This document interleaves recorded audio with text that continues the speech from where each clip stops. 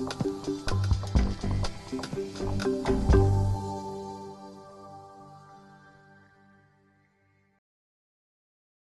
Karen Gray. I work with C-Space. My colleagues here, Barbara Quinn, and Carla Quinn is the most recent member of our team. She looks after some of our clients from an account management point of view, and Barbara and myself are both directors of the company. And just to a bit of context, I guess, we recently extended into the UK market. We're an Irish company.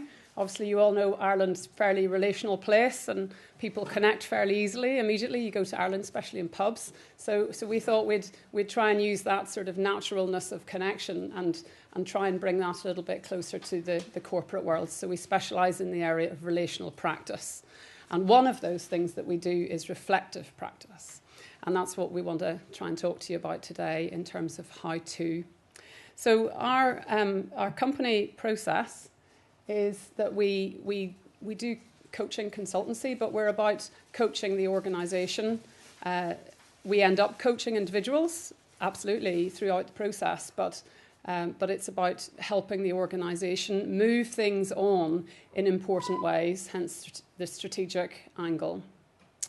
And in terms of clients that we work with, very big corporates. And a lot of this has been in Ireland, but also across Europe, and a piece in the UK, but not too much yet.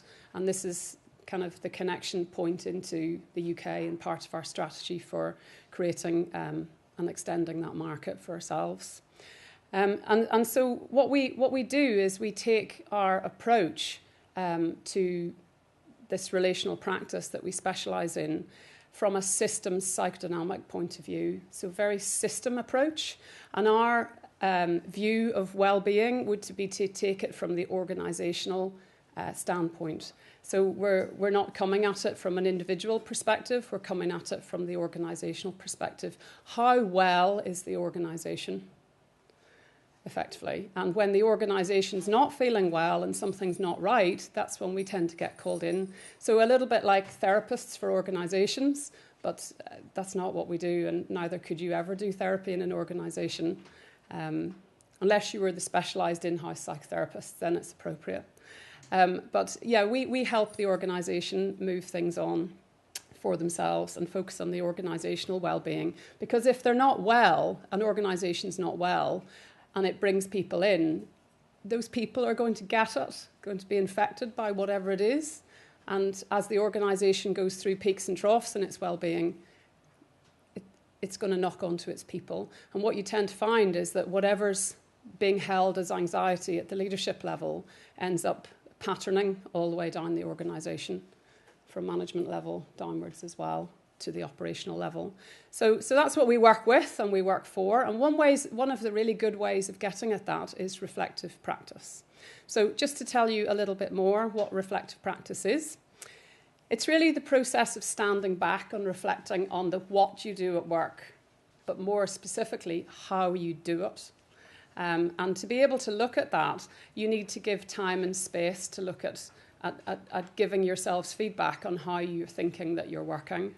And, you know, it's easier said than done to give that time because probably most people just want to get on with it and get on to the next thing. So it's about reflecting to look at how you're actually doing things. And that means that you can learn how to work most effectively together, and you can actually appreciate each other and process emotions that you have together. And that processing of emotions is the cornerstone of what we do. And I guess the concept of this reflective practice process came from supervision, from therapeutic supervision for nursing and caring professions, really to avoid doing harm, but also to support people in their roles and hopefully help learning. That's the idea. So I suppose the point is, why make the time? And it's about holding up a mirror to help you see things that perhaps you'd otherwise miss as a collective, as the organisation. And a lot of the work we do is in groups and teams and departments where we can hold up that collective mirror and let people see what's going on, so that they can understand their own system and culture. We're not there to tell anybody what it is. It's about letting them understand it for themselves. Because the point is that all of the anxieties or forces that might be under the surface that might make things difficult in an organisation, if they can be appreciated and processed, then it's a way to make a new possibility for action. And then work is just generally better, more satisfying to be doing, and people are happier to be there. The problem is when those things are not really uncovered, that they start to get very problematic. And it's our unconscious. We have a great way of turning a blind eye to these things, and that's just human nature. That's how we survive as a race, because we turn blind eyes. And in organisations and corporates, can you see the parallel of that? That if you didn't turn a blind eye, it would be a competitive advantage to not do that. So that's where we come at it from the system psychodynamic approach, really trying to say that the system is set up to do the work. You have an input, an output processing box, and an output. And so that system is set up to do all of the work. I suppose the issue is that instead of just having machinery and PCs and different things in it, there's actual real live human beings operating that system.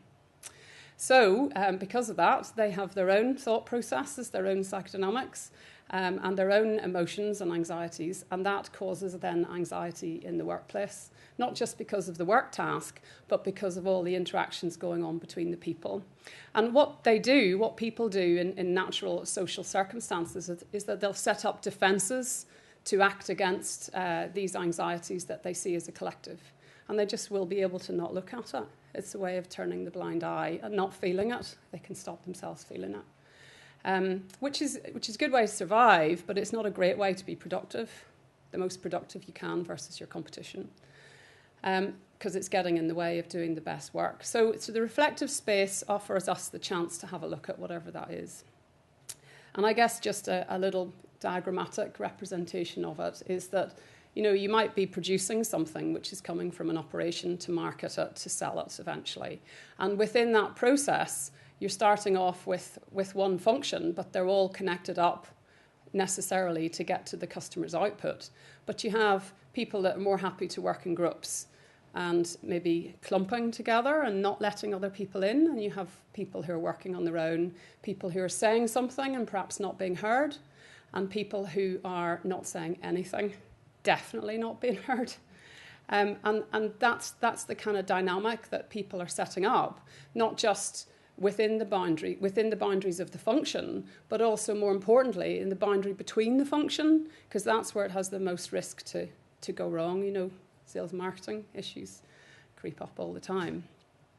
So that's what it looks like, and what we're trying to look at is the way that the human, I suppose the best way to describe it is soup, that operates in the middle of this really well set up and organised work process, gets in the way of or blocks the system or trips it up in what should be a productive process. So that's what we focus on.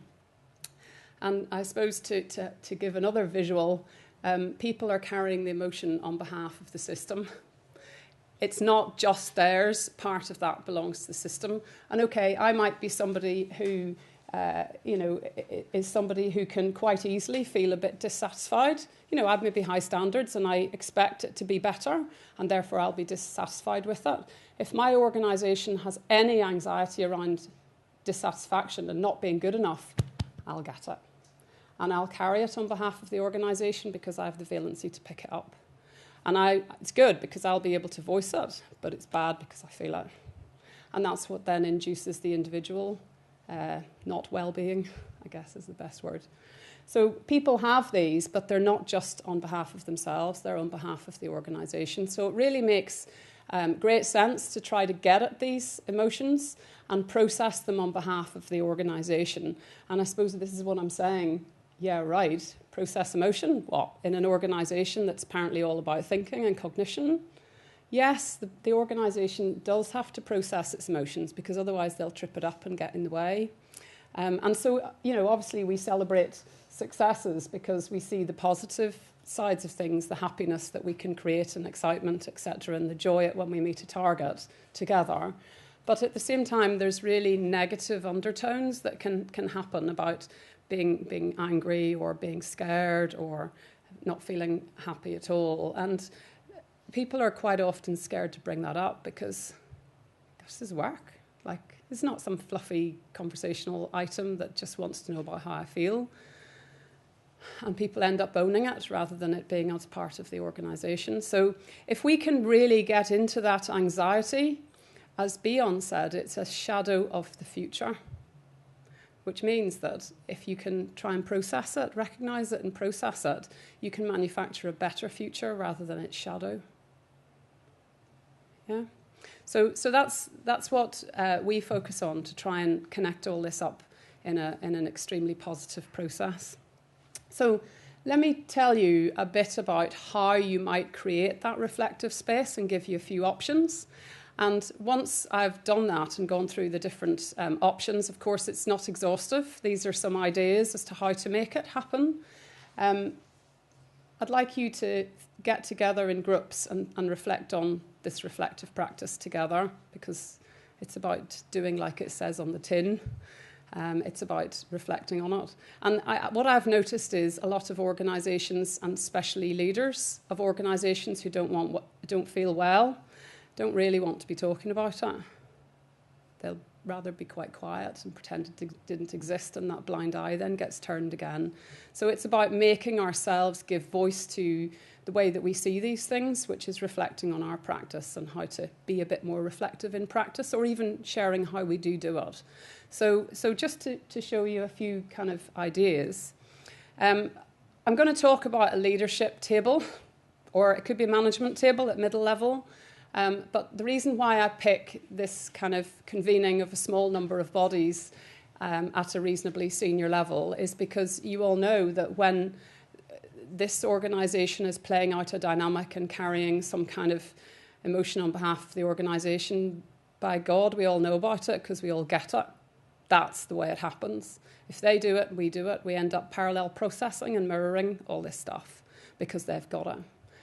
So at the leadership or the management table, the first thing that you can do is that you can have a reflector person at the table who maybe is really good at seeing what's going on, and they might notice that when somebody suggests a way forward for a particular project that has been causing an issue, that 3 or 4 of the people quite visibly give a bit of a backwards slide of their chair, or a eyes to heaven, or a whatever it is reaction that suggests, gosh, we'd rather move away from this than move towards it, then maybe they can pick that up. Especially if the leader then goes on to say, I think that's a great idea, I think we should follow that on. Those two things don't match. We need to just look into, what do you think that meant? So the reflector who's around in the group could maybe pick that up and just say, I noticed that whenever X said this, that happened. And I'm just wondering what that might be about. So there's nothing, it's just fact. There's nothing pulling either way in their comment. They're just stating fact. So you've got a reflector. So you could pick out that key person and he or she could reflect. Another way of doing it is that sometimes I've seen it being very well used where the leader at the end of the meeting, or it could be a nominated person, but somebody allows the meeting, say, 10 minutes to reflect on the process of how they did the meeting, how that worked. And that allows people the chance to say, I really think that we moved too fast through this. We should have given a bit more time to talking about that.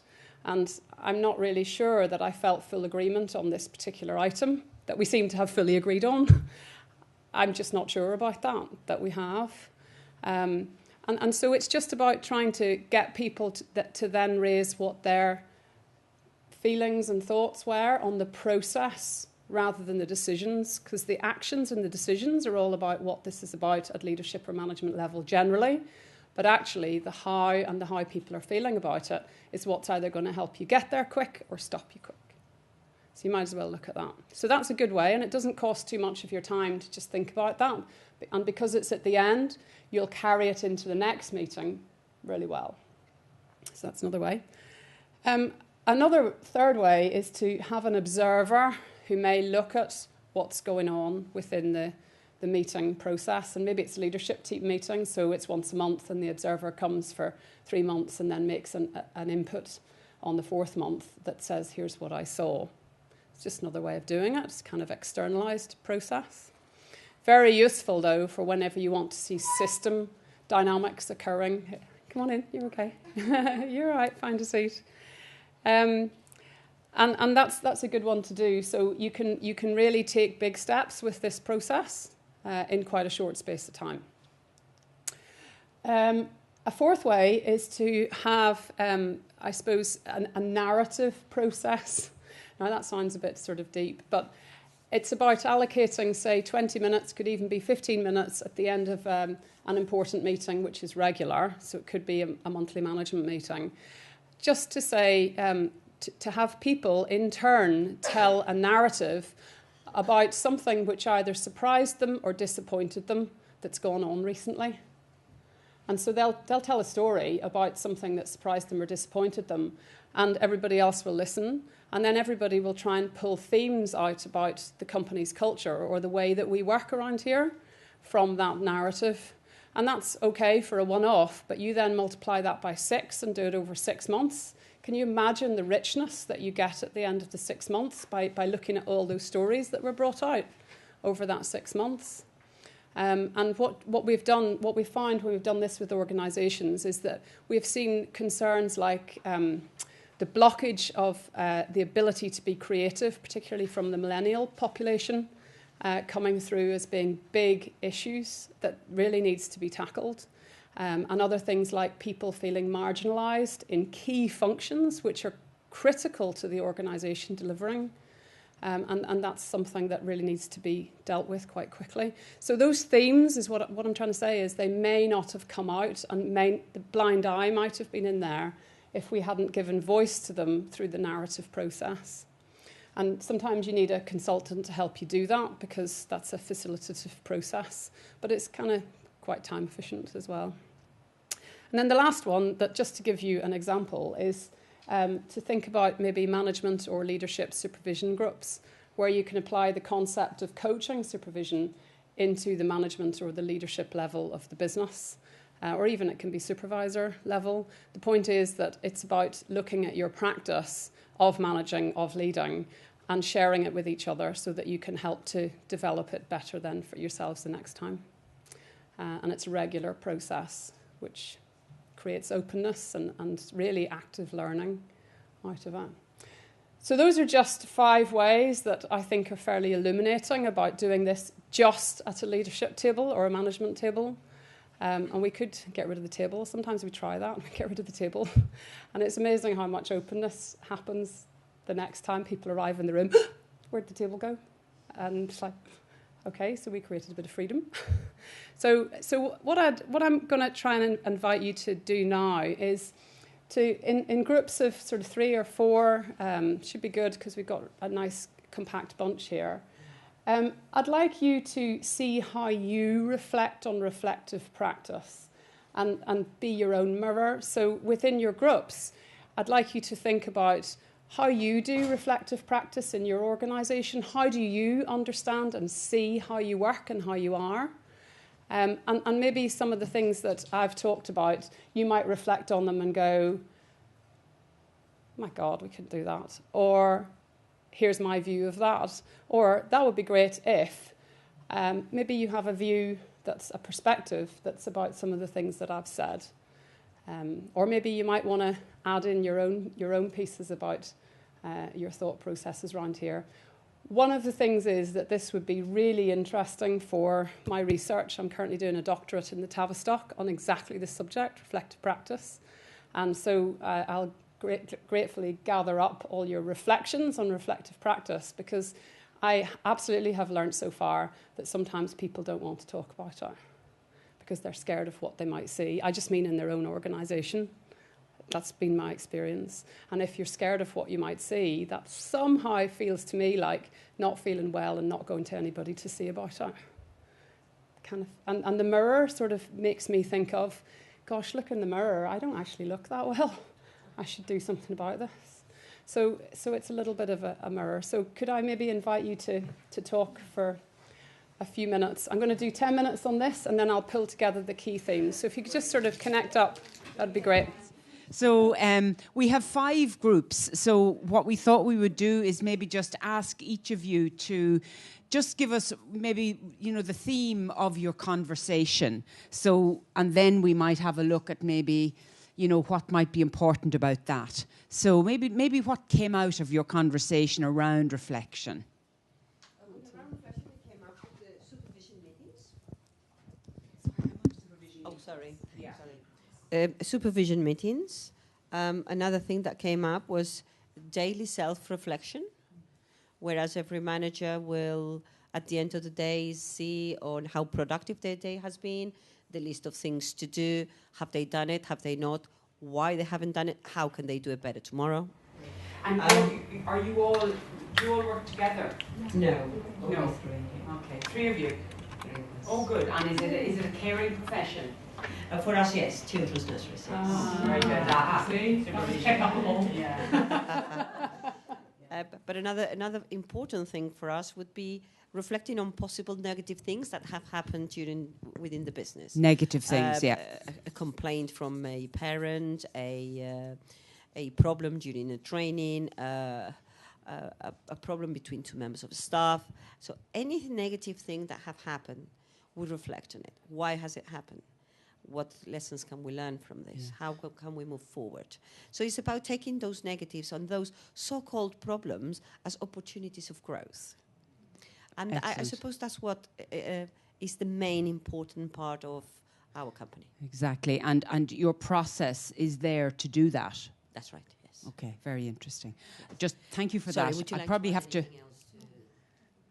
Yeah. We're only going to have a little minute each, really, but please do. I think from my perspective, it was quite clear from my colleagues here that they've got a more instituted process, whereas it took me a little while just to sort of think through, from a business perspective, what we may or may not be actually doing, and are they actually doing it without realising they're doing it? And I think Yes. there's much more a case of that. When I started to sort of think about, if we lose a pitch for a client, they will immediately go into a room and interrogate what did we not Yes. do In so the that operation. we didn't win that client. Yeah. Similarly, if we do something really well, what did we do really well? So I think from that perspective, definitely. Although I think calling it reflective practice, they might not necessarily like that term, but I could certainly explore that further. Exactly. and again, from a business perspective, it's quite operational. Yes. So we've lost a pitch. So that's the real problem here. Yeah. Not perhaps that, going out to the customer, I carried with me all of the negativity of the business. Yes. Yeah. Okay, thank you very much. Can I pass that on to maybe the next team? And if you had... We kind of looked at our companies, and I think in this group anyway, there seemed to be one person who has somebody who goes in once a quarter to actually give feedback to the participant of that meeting and say that they've done something in this way and something else. A reflector, yeah. An external. And the others is more like, no, really, I guess. Okay, not really, yeah. Not really. Yeah. It's more like as it comes, we act a little bit of as if we were coaches ourselves with the people that maybe haven't done something particularly well, similar to these guys. Yeah. So act as coaches, yes, or coach, we'll just call it, because it is. I mean, that is definitely a way of reflecting, and I suppose to bring it to the next level would be to try and coach the organisation or look at what's happening in the different teams and see, is what you're feeling a reflection of everything else in the business? So you're just carrying that. So that's really interesting. And then, the external reflector, a number of the IT companies that we work for, they would have an external reflector who's in the business, and they come in to call what they call calling the bullshit. So I thought that was a great title for anybody in a business. So I call bullshit. A bullshit caller. It could be, exactly. Yeah. So that's this one here. Great, lovely. It's like that cultural Yeah. In terms of calling BS, spoke about cultural mindset and that certain cultures and people are either more or less inclined to give and receive feedback, and just the sensitivities within the group, and just being aware of that, and that it may be a bit of a cultural mindset shift to be able to get to that point. Yeah, so cultural sensitivities.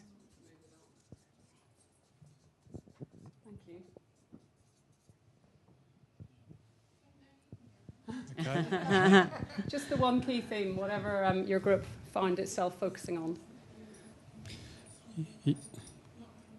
Yeah, so the one thing that came out from our group was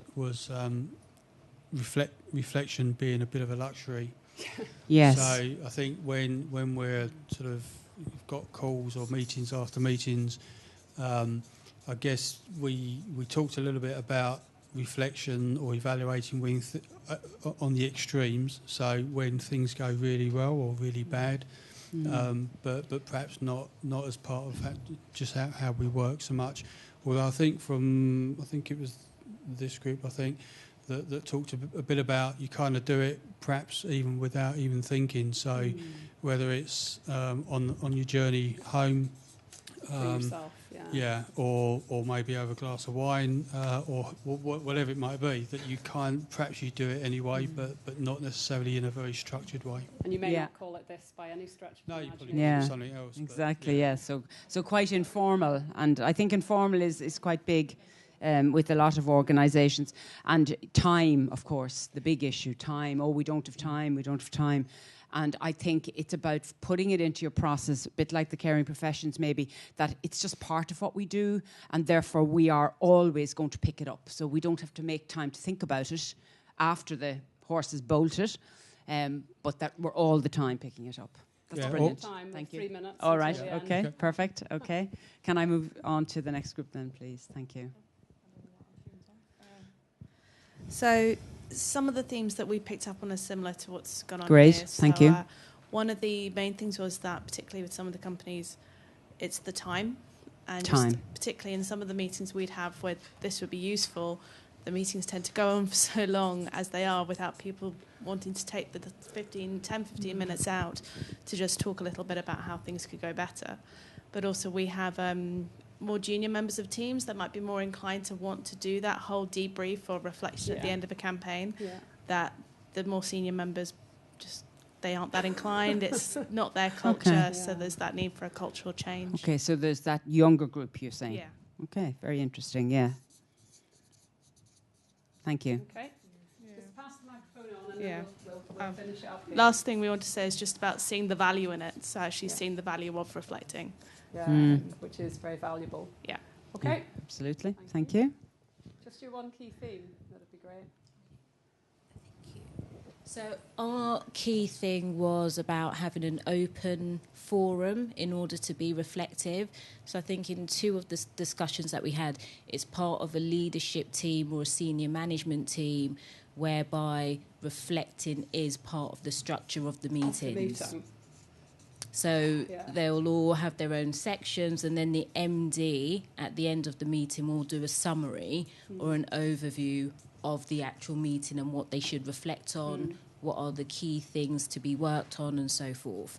And another thing was also how change, when you're going through a lot of change, that can force you to be more reflective. Great, yeah. Yeah. It's just when exactly you need it.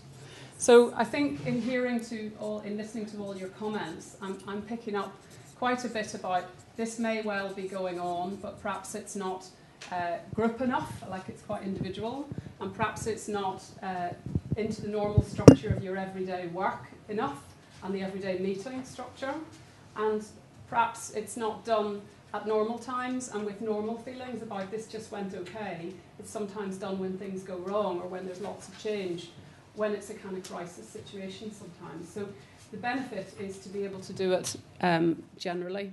So I guess just to finish off, it's great to get your thoughts on this, because my first question was, well, why would you not do this? And of course it is because activity equals productivity. Sometimes it's you know, the time's just not there. It's a luxury to do this. And that's generally the main reason put up. And this is a workplace. This is not a fluffy place that talks about emotions.